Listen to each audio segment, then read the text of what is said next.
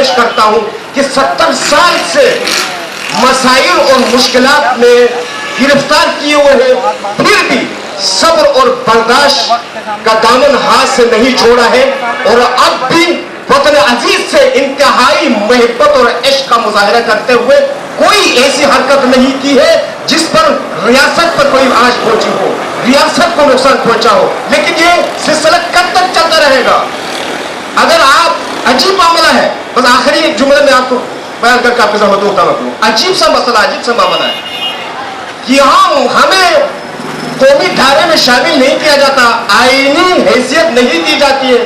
آپ جب آئینی حیثیت نہیں دیتے ہو، آپ جب لوگوں کو مراعات آئینی سطح پہ نہیں دے سکتے ہو، تو پھر عوام سے مراعات لینے کی کوشش کیوں کی جاتی ہے؟ آج تک یہ بھی ہوا ہے، ریاست عوام کو رعایت دینے کے بجائے عوام سے رعایتیں حاصل کی گئی ہے۔ اور میں یہ بھی بتانا چاہتا ہوں، جب میں آپ کے آئین میں شامل نہیں ہوں، آپ کے قومی دھارے میں شامل نہیں ہوں، تو پھر دوسرے معاملات میں مجھے کیوں شامل کیا جاتا ہے؟ عسکری میدان میں مجھے کیوں پیچھے چھوڑا جاتا ہے؟ عسکری میدانوں میں لے جا کے ہمارے نوجوانوں کو محاذ اور باغوں پر لے جا کے کیوں شہید کرایا جاتا ہے؟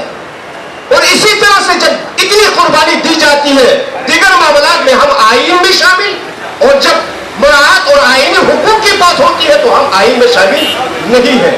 یہ مذاق اب بند کیا جائے اور سنجیدگی اختیار کیا جائے وہاں کے عوام کے حقوق کے دلانے کے حوالے سے اور آئینی حیثیت دینے کے حوالے سے۔ آج تمام نوجوان جی بھی سطح پہ، بزرگ علماء اور عوام اور برجستہ افراد یہ سمجھ چکے ہیں، اور آج اس کانفرنس کا، اس نہضت کا آغاز بھی ہے۔ آج سے مسلسل جد و جہد کریں گے جب تک جی بھی سطح پہ وہاں کے عوام کو آئینی حقوق نہیں دلایا جا سکتا۔ والسلام علیکم۔